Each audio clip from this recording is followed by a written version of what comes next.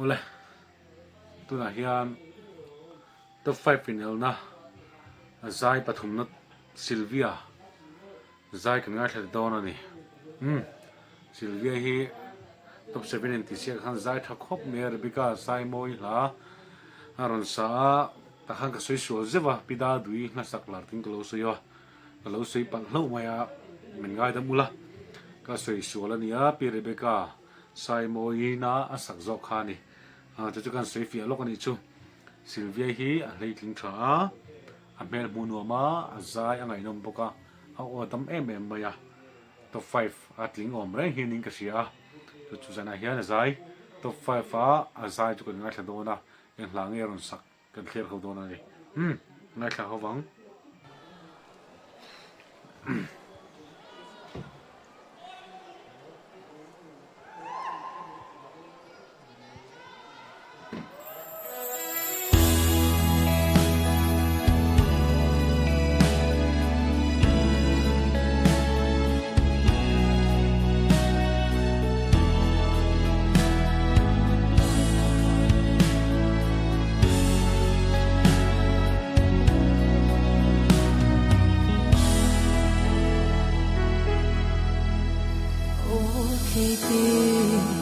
thiên lai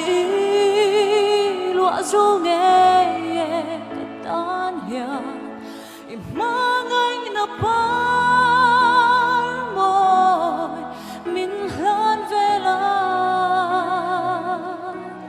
cất lấy tiêu lung một vang nghe min đêm lâu la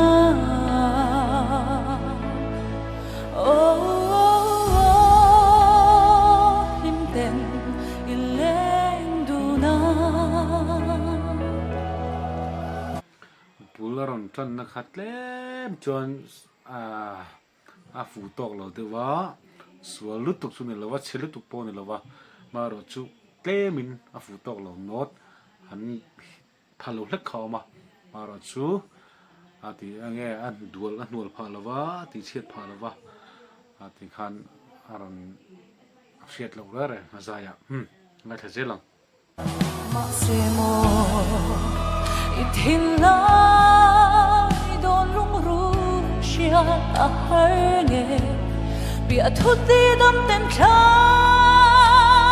dài reo về trên môi anh chân hết tua rằng nghĩ mò nắng nơi lung lên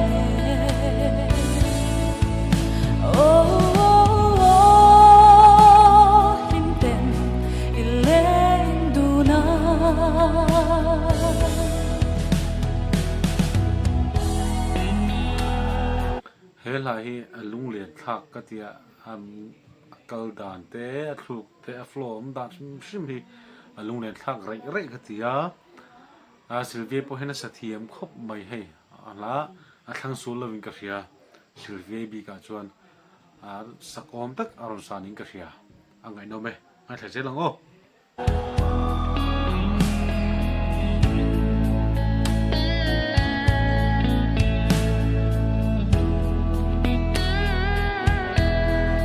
thôi à, anh nói là vẫn có gì là bỏ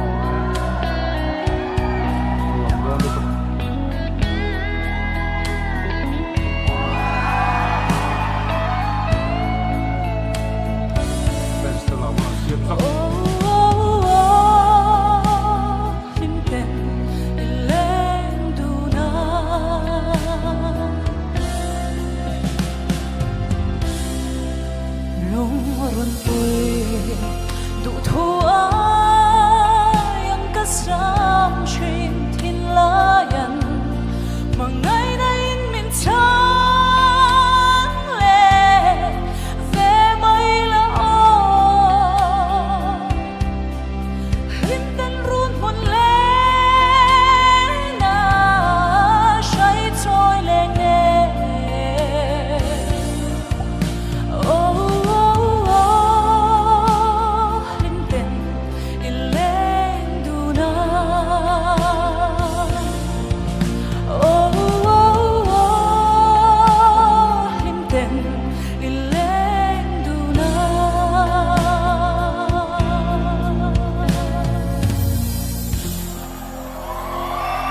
kalom lu tu ke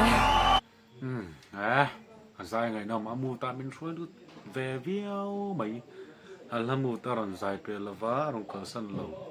còn phát xuất dầu viêm cái gì à ole tụi tao lại phát tăng ô